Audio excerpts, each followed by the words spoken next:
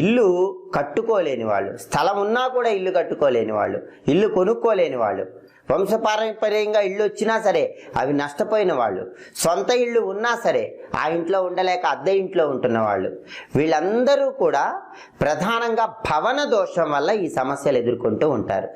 మరి ఈ భవన దోషం పోవాలంటే ఏం చేయాలంటే పరిహార శాస్త్రంలో ఒక అద్భుతమైన పరిహారం చెప్పారు. ఆ పరిహారం ఏంటంటే కందిపప్పు, మినప్పప్పు, పెసరపప్పు మర ఆడించి పిండిలాగా చేసుకున్నాక ఆ 3 పిండ్లు కలపాలి.